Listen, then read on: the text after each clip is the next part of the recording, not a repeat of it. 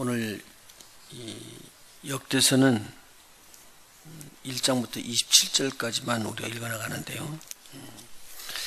이 역대상하는 원래 나눠져 있지 않고 역대 그냥 서로 기록되어 있었는데 이렇게 사무엘상하나 열왕기상하처럼 그렇게 나눠졌습니다. 이 원래 역대서라는 뜻은 그 시대의 사건들이라는 그런 의미를 가지고 있습니다. 정치적인 반면을 많이 다루었던 열왕기상하하고는 조금 다르게 여기서는 제사장적인 것, 그 이스라엘 역사를 남유다 쪽에서 보고 기록한 것이라고 보면 좋습니다. 그래서 여기서는 역대상에서 가장 중요한 부분을 지금 뽑자면은 오늘 17장 11절에서 15절까지 나오는 말씀인데, 이것은 사무엘 하 7장 12절에서 17절까지 나오는 나단 선지자가 다윗에게 대한 예언을 해주는 장면이 나옵니다. 그래서 다윗이 이제 하나님의 성전을 짓고 싶어 하셨는데, 그때 하나님께서 저에게 주는 말씀입니다. 너에게 내가 영원한 언약을 주리라. 너희 위가 절대 끊어지지 아니하리라. 그런 내용의 말씀입니다. 그리고 마지막 역대상에 그 다윗의 마음을 알 수 있는 것이 다윗의 기도를 통해서 알 수 있는데, 먼저 그걸 살펴보고, 이 본서는 1장에서부터 9장까지는 아담으로부터 바벨론 포르기까지의 족보를 쭉 훑어나가는 거예요. 거의 다요. 그냥 좀 지루할 정도가 되는데, 이걸 잘 요약하면 우리가 더 많은 것을 또 배울 수가 있고요. 그냥 족보니까 이거 읽으면서요, 이게 뭐 어디까지 뭐지 이거 따지고 읽는 사람 거의 없어요. 저도 몇 번을 읽었을 때 이거 읽으려고 하면 힘들어. 그래가지고는 이거 뭐 족보, 사람 이야기만 하는데 아무것도 모르겠다 그러고 넘어가거든요. 그런데 오늘 이렇게 짚어 넘어가면은 창세기부터 이거 요약을 하는 부분이 나와요. 그래서 오늘 제가 여러분과 같이 은혜를 나눌 수 있는 것은 1장에서 나오는 그 창세기 족보를 훑어나가는 부분입니다. 그래서 여기서 1장에서 9장까지는 다윗을 초점으로 맞춰가지고요, 왕통의 계보를 이야기해주고, 10장에서 마지막 29장까지는 이 다윗의 통치 연대에 대해서 이야기를 한다. 그렇게 생각하시면 됩니다. 그래서 주로 다윗은 하나님을 예배하고 찬양하고 하는 그 성전 중심의 내용과 제사장 중심의 내용을 아주 자세하게 다루는 거예요. 그래서 뒤에서 보니까 이분이 에스라가 아마 이걸 지었지 않느냐 그렇게 이야기를 하는데요. 그런 부분에서 많은 관점을 놓고 초점을 두고 있습니다. 자, 여러분이 그 나눠진 그 족보 있었죠?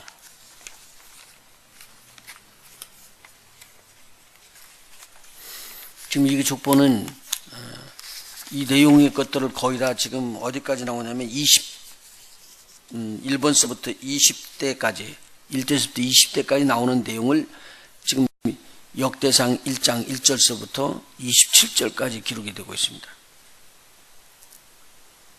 자, 거기에 대해서 이제 우선요, 1장 1절에 보면 아담, 셋, 에노스 그렇게 기록이 되어 있죠. 1절이 그렇게 쉽게 세 단어밖에 안 되어서 세 사람 이야기를 한 거예요. 그런데 사실 이 세 사람이 이제 굉장한 여기에 의미가 포함되어 있는데요. 이 에노스가 태어났을 때 어떤 일이 일어나냐면, 그때서 비로소 사람들이 여호와의 이름을 불렀더라 그 말이 나옵니다. 이게. 그 말은 굉장히 큰 의미가 있는 거예요. 구원의 역사를 중심으로 이렇게 써나갔다라고 보면 됩니다. 아담이 누구를 낳았죠? 가인을 낳았죠. 그리고 아벨 낳았는데 가인이 아벨을 쳐서 죽이고 난 다음에 가인이 여기 족보에 그대로 살아남아 있어야지 됩니다. 그런데 가인은 이 족보에서 빠졌어요.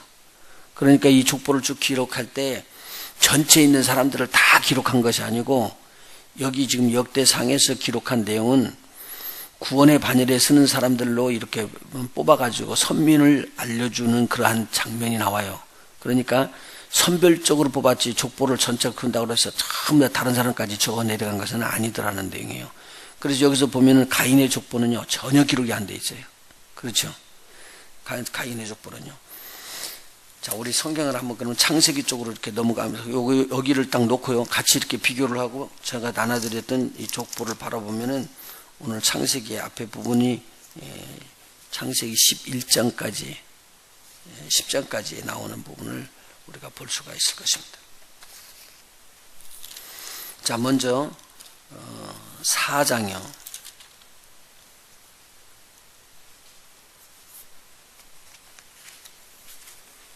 4장이요. 가인은 동생 아벨을 쳐서 죽였으니까 아벨은 없고, 가인은 죽었으니까 가인도 사람을 쳐 죽였으니까 그 내용에 지금 쉽게 말하면은 이 족보에는 기록이 안 되고 말았다 이거. 그럼 오늘 우리 염두에 둘 것은 뭐냐면요. 만일경에 우리가 생명책에 기록이 안 됐다라고 한번 생각을 해보셔봐요. 우리의 이름들이요, 기록이 여기에 지금 기록된 것처럼 이건 굉장히 무서운 생각이죠. 오늘 저와 여러분에게는 하나님께서 은혜가 넘치셔서 틀림없이 여러분 이름이 생명책에 기록되어 있다. 이것 가지고 역사의 축이 이렇게 흐르고 있다는 거, 그렇게 마음을 두시면 오늘 또 은혜의 시간이 될 줄로 믿습니다. 25절요, 4장 25절이요. 아담이 다시 아내와 동침하며 그가 아들을 낳아 그 이름을 셋이라 하였으니 이는 하나님이 내게 가인의 죽인 아벨 대신에 다른 씨를 주셨다 하며. 셋이 아벨 대신에 주시니까 아벨이라는 뜻입니다. 26절. 셋도 아들을 낳고 그 이름을 에노스라 하였으며 그때의 사람들이 비로소 여호와의 이름을 불렀더라. 여기에 초점이 1절에서 마지막 에노스라고 나오는 아담 셋 에노스가 나왔습니다. 그 다음에는 게난과 마할렛과 야렛까지 기록이 됩니다. 그렇게 해서 또 게난, 마할, 야렛이 2절이에요. 그러면은 마할렛서부터 야렛까지, 게난, 마할렛, 야렛까지가 그 다음 6대가 나오고요. 7대 에녹과 무드셀라가 두 사람이 아주 귀중한 사람으로 여기서 또 기록되어 있는데요. 에녹은 승천해서 올라가고요. 무드셀라는 이 땅에서 최장수를 하는 사람인데 이 사람이 죽는 날 969세를 살고 죽는 날 이 땅에 노아 홍수가 터지는 예언이 터진 이름이에요. 무드셀라는 게 뭐냐면 마지막에 심판이 이 말이라는 거예요. 짚고 넘어가는 거예요. 그런데 보니까 4장 전체는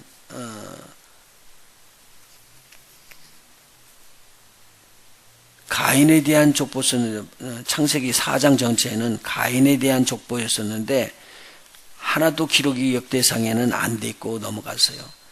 그리고 5장에서는 누구의 족보냐면 아담의 정통을 따라 가지고 다윗의 정통을 나가지는 1대서부터 노아까지, 노아의 자손들까지죠.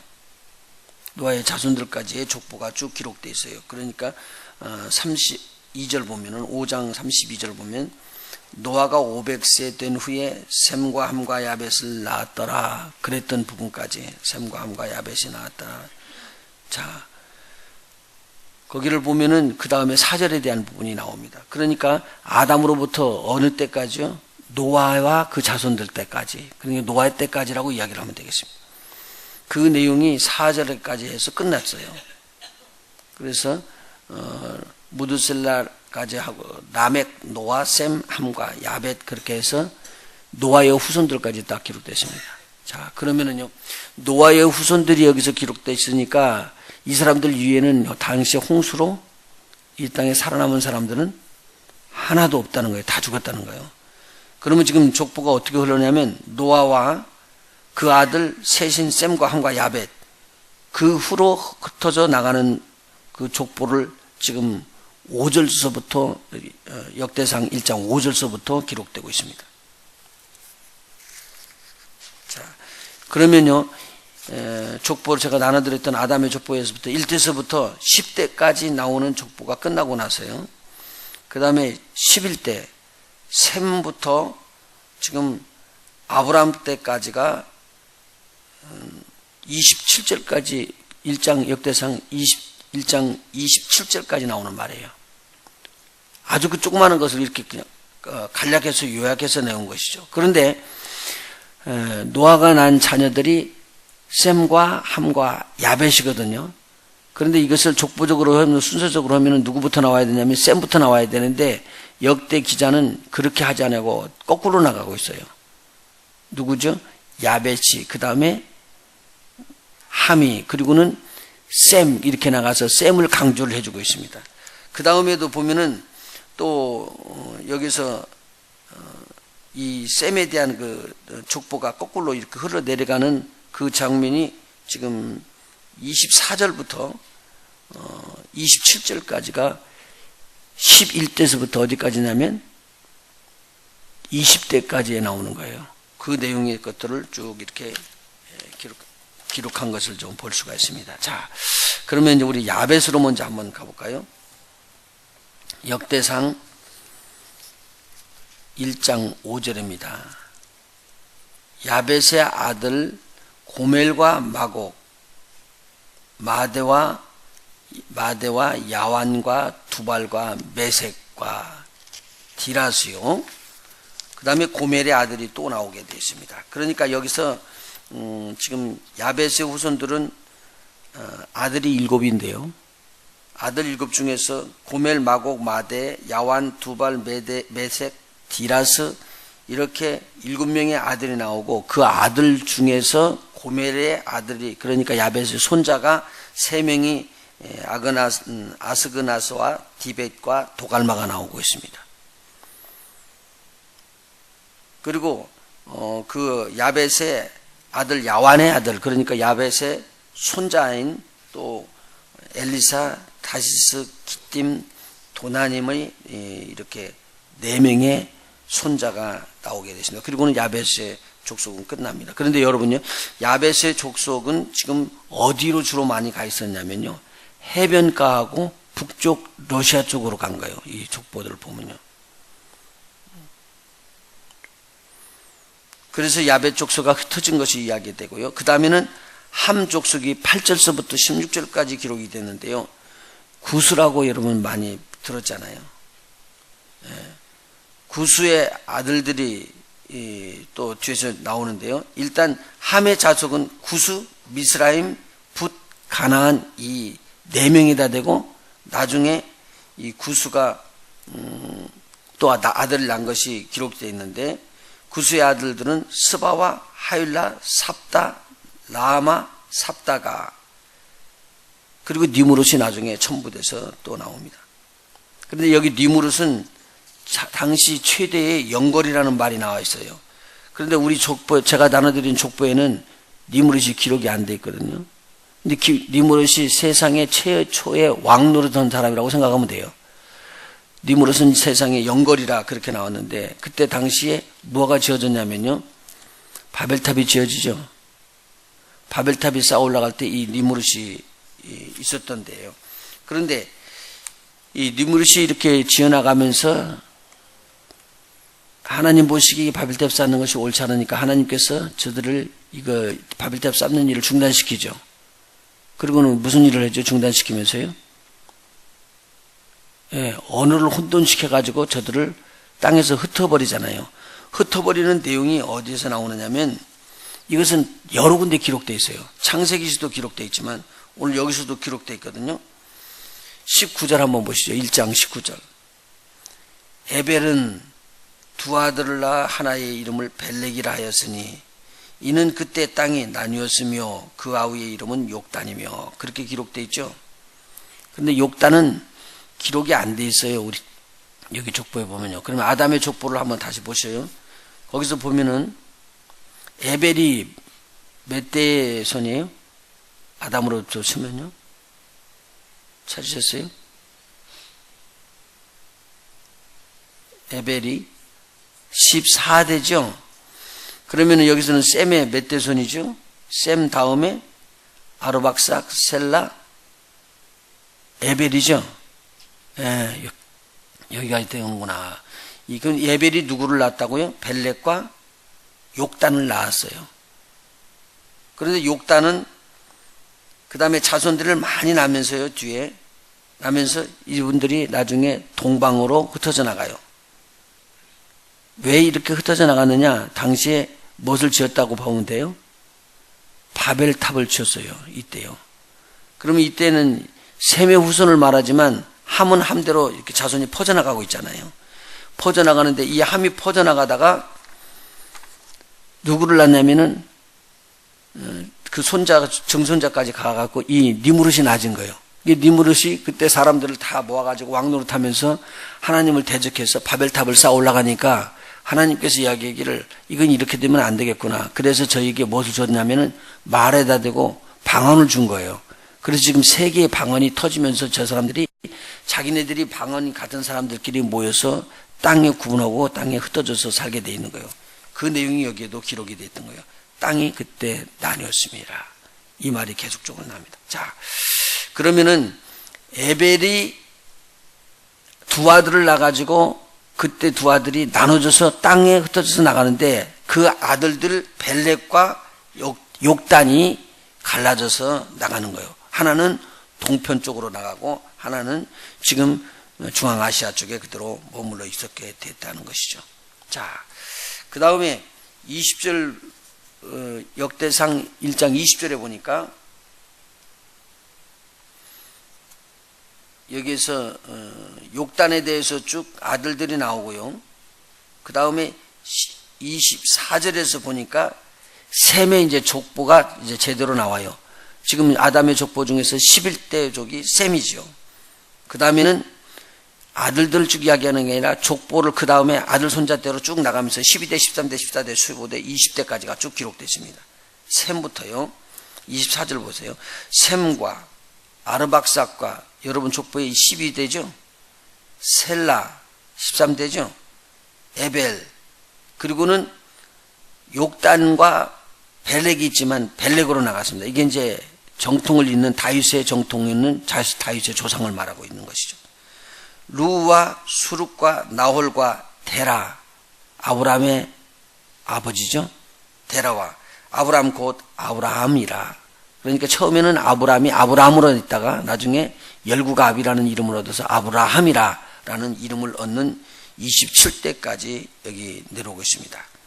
자, 여기 족보는 이렇게 조그마한 것 같은데 실질적으로 별게 아닌 것 같은데도 여기 이 조그마한 걸장 딱 이렇게 요약한 건 뭐냐면 태초 사람을 지었던 아담으로부터 정통씨로 나온 게 누구냐면 다윗이시다. 그렇게 이야기하면 돼요. 그런데 하나님께서는 이 다윗의 씨하고 언약을 맺은 것이 있어요. 그것이 누구하고 나오냐면 나중에 예수 그리스도가 나오는데요. 이스라엘 백성들 전체가 역대가 무너졌지만 하나님은 다윗하고 세웠던 그 언약을 절대로 파기시키지 않는다는 내용입니다. 우리 성경 한번 찾아보십시다. 역대상 17장.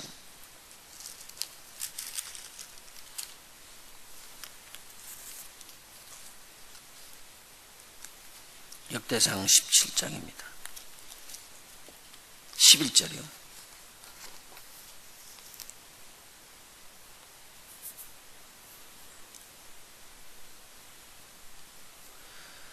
내 수완이 차서 내가 열조에게로 돌아가면 다윗에게 지금 말하는 나단의 이야기입니다. 나단 선지자가 하나님의 말씀을 받아서 전해주는 건데요. 내가 내 뒤에 넷이 곧 내 아들 중 하나를 세우고 그 나라를 견고하게 하리니 저는 나를 위하여 집을 건축할 것이요 나는 그 위를 영원히 견고하게 하리라. 나는 그 아비가 되고 그는 나의 아들이 되리니 나는 나의 자비를 그에게 빼앗지 아니하기를 내가 내 전에 있던 자에게서 빼앗음과 같이 하지 않을 것이며 내가 영영히 그를 내 집과 내 나라에 세우리니 그 위가 영원히 견고하리라 하셨다 하라. 나단이 이 모든 말씀과 이 모든 묵시대로 다윗에게 고하니라. 아멘. 이 내용이 어디에서 나오냐면요. 지금 역대상에 기록됐지만 사실은 나단 선지자가 있었을 때는요. 사무엘 하에 기록된 내용이에요. 그럼 여기를 놓고 사무엘 하를 한번 보세요. 사무엘 하 7장입니다. 사무엘 하 7장 12절입니다. 같은 내용이죠. 12절. 내 수완이 차서 내 조상들과 함께 잘 때에 내가 내 몸에서 날 자식을 내 뒤에 세워 그 나라를 견고케 하리라. 저는 내 이름을 위하여 집을 건축할 것이요 나는 그 나라 위를 영원히 견고케 하리라. 나는 그 아비가 되고 그는 내 아들이 되리니 저가 만일 죄를 범하면 내가 사람 박대기와 인생 채찍으로 징계하려니와 내가 네 앞에서 패한 사울에게서 내 은총을 빼앗은 것 같이 그에게서는 빼앗지 아니하리라. 네 집과 내 나라가 내 앞에서 영원히 보존되고 내 위가 영원히 경고하리라 하셨다 하라. 나단이 이 모든 말씀과 이 모든 묵시대로 다윗에게 고하니라. 그 내용을 지금 쭉 요약해 준 거예요. 자, 그러면은 하나님께서는 누가하고 언약을 지키냐? 다윗의 언약을 지켜요. 그래서 다윗의 위가 영원히 끊어지지 않게 그렇게 만들겠대요. 그런데 족보가 쭉 살펴보면은 이스라엘 백성이 나중에 느부갓네살한테 바벨론에게 지기 시작해서 갖고 완전히 망하잖아요. 그러면 다윗의 족보가 끝난 줄 알았거든요. 근데 끊이지 않고 하나님께서는 그걸 영원히 끝나가는 거예요. 우리하고는 하나님 앞에서 끊이지 아니하는 언약을 계속 붙잡고 있는 거예요. 예수 그리스도로 말미암아 우리에게 주시겠다는 그 언약이요. 마침내 다윗을 지나고 나서 그 자녀들이 왕통을 잊지를 못한 것 같았어요. 그런데 하나님은 왕통을 잊지 않고 그대로 바라보고 있으면서 그 중에서 누구를 뽑아내느냐? 예수 그리스도를 뽑아서 다윗의 위가 영원히 갈 수 있도록 만들어져서 너희들을 구원할 왕으로 지금 삼아줬다고 말이죠. 그래서 이 다윗이 전 세계의 모든 사람을 구원하는 하나님의 은총으로 나오는 거예요. 이 내용이 굉장히 중요한 내용이거든요. 그런데 그것을 역대상 마지막 29장을 한번 보시죠. 역대상 29장 마지막에 다윗의 기도를 보면은 아주 잘 기록이 되어 있습니다. 29장 10절부터입니다.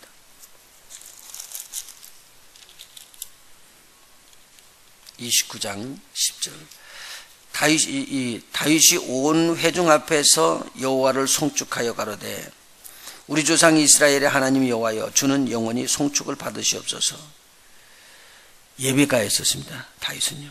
예배자였고요.